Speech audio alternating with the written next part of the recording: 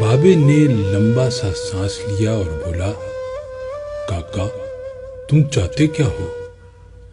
میں نے عرض کیا، کیا آپ کو واقعی سونا بنانا آتا ہے؟ بابے نے خالی خالی آنکھوں سے میری طرف دیکھا اور ہاں میں سر ہلا کر بولا، ہاں میں نے جوانی میں سیکھا تھا۔ میں نے عرض کیا، کیا آپ مجھے یہ نسخہ سکھا سکتے ہیں؟ بابے نے غور سے میری طرف دیکھا اور پوچھا، تم سیکھ کر کیا کرو گے؟ میں نے عرض کیا، میں دولت مند ہو جاؤں گا۔ بابے نے قہقہ لگایا، وہ ہنستا رہا، دیر تک ہنستا رہا، یہاں تک کہ اس کا دم ٹوٹ گیا اور اسے کھانسی کا شدید دورہ پڑ گیا۔ وہ کھانستے کھانستے دورہ ہوا اور تقریباً بے حالی کے عالم میں دیر تک اپنے ہی پاؤں پر گرا رہا۔ وہ پھر کھانستے کھانستے سیدھا ہوا اور پوچھا، تو تم دولت مند ہو کر کیا کرو گے؟ میں نے جواب دیا، میں دنیا بھر کی نعمتیں خریدوں گا۔ اس نے پوچھا، نعمتیں خرید کر کیا کرو گے؟ میں نے جواب دیا، میں خوش ہوں گا، مجھے سکون ملے گا۔ اس نے تڑپ کر میری طرف دیکھا اور کہا، گویا تمہیں سونا اور دولت نہیں، سکون اور خوشی چاہیے۔ میں خاموشی سے اس کی طرف دیکھتا رہا۔ اس نے مجھے جھنجھوڑا اور پوچھا، کیا تم دراصل سکون اور خوشی کی تلاش میں ہو؟ میں اس وقت نوجوان تھا اور میں دنیا کے ہر نوجوان کی طرح دولت کو خوشی اور سکون سے زیادہ اہمیت دیتا تھا، مگر بابے نے مجھے کنفیوز کر دیا تھا اور میں نے اسی کنفیوژن میں ہاں میں سر ہلا دیا۔ بابے نے ایک اور لمبا قہقہ لگایا اور اس قہقہ کا اختتام بھی کھانسی پر ہوا۔ وہ دم سنبھالتے ہوئے بولا، کاکا میں تمہیں سونے کے بجائے انسان کو بندہ بنانے کا طریقہ کیوں نہ سکھا دوں؟ میں تمہیں دولت مند کے بجائے پرسکون اور خوش رہنے کا گر کیوں نہ سکھا دوں؟ میں خاموشی سے اس کی طرف دیکھتا رہا۔ وہ بولا، انسان کی خواہشیں جب تک اس کے وجود اور اس کی عمر سے لمبی رہتی ہیں، یہ اس وقت تک انسان رہتا ہے۔ تم اپنی خواہشوں کو اپنی عمر اور اپنے وجود سے چھوٹا کر لو، تم خوشی بھی پا جاؤ گے اور سکون بھی، اور جب خوشی اور سکون پا جاؤ گے تو انسان سے بندے بن جاؤ گے۔ مجھے بابے کی بات سمجھ نہ آئی۔ بابے نے میرے چہرے پر لکھی تشکیک پڑھ لی۔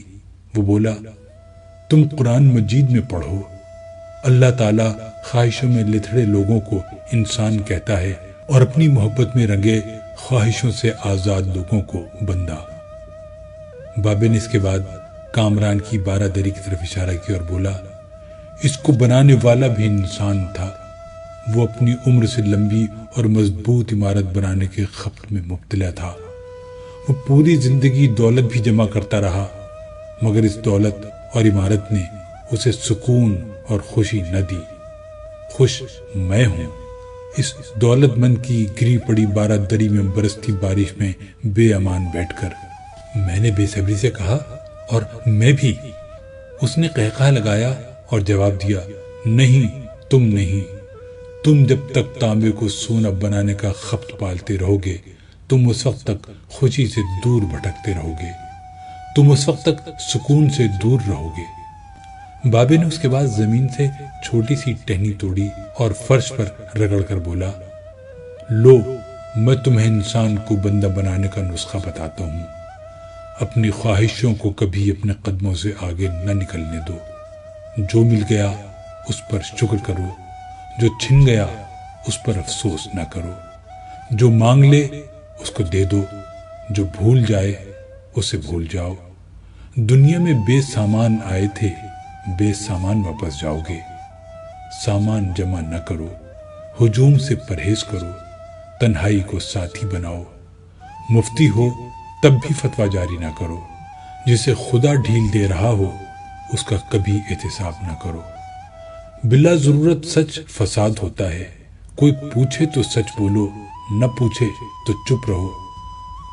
لوگ لذت ہوتے ہیں اور دنیا کی تمام لذتوں کا انجام برا ہوتا ہے۔ زندگی میں جب خوشی اور سکون کم ہو جائے تو سیر پر نکل جاؤ، تمہیں راستے میں سکون بھی ملے گا اور خوشی بھی۔ دینے میں خوشی ہے، وصول کرنے میں غم۔ دولت کو روکو گے تو خود بھی رک جاؤ گے، چوروں میں رہو گے تو چور ہو جاؤ گے۔ سادھو میں بیٹھو گے تو اندر کا سادھو جاگ جائے گا۔ اللہ راضی رہے گا تو جگ راضی رہے گا، وہ ناراض ہوگا تو نعمتوں سے خوشبو اڑ جائے گی۔ تم جب عزیزوں، رشتہ داروں، اولاد اور دوستوں سے چڑھنے لگو تو جان لو اللہ تم سے ناراض ہے، اور جب تم اپنے دل میں دشمنوں کے لیے رحم محسوس کرنے لگو تو سمجھ لو تمہارا خالق تم سے راضی ہے، اور ہجرت کرنے والا کبھی گھاٹے میں نہیں رہتا۔ بابے نے ایک لمبی سانس لی، اس نے میری چھتری کھولی، میرے سر پر رکھی اور فرمایا، جاؤ، تم پر رحمتوں کی یہ چھتری آخری سانس تک رہے گی۔ بس ایک چیز کا دھیان رکھنا، کسی کو خود نہ چھوڑنا، دوسرے کو فیصلہ کرنے کا موقع دینا، یہ اللہ کی سنت ہے۔ اللہ کبھی اپنی مخلوق کو تنہا نہیں چھوڑتا، مخلوق اللہ کو چھوڑتی ہے۔ اور دھیان رکھنا، جو جا رہا ہو اسے جانے دینا، مگر جو واپس آ رہا ہو اس پر کبھی اپنا دروازہ بند نہ کرنا، یہ بھی اللہ کی عادت ہے۔ اللہ واپس آنے والوں کے لیے ہمیشہ اپنا دروازہ کھلا رکھتا ہے۔ تم یہ کرتے رہنا، تمہارے دروازے پر میلہ لگا رہے گا۔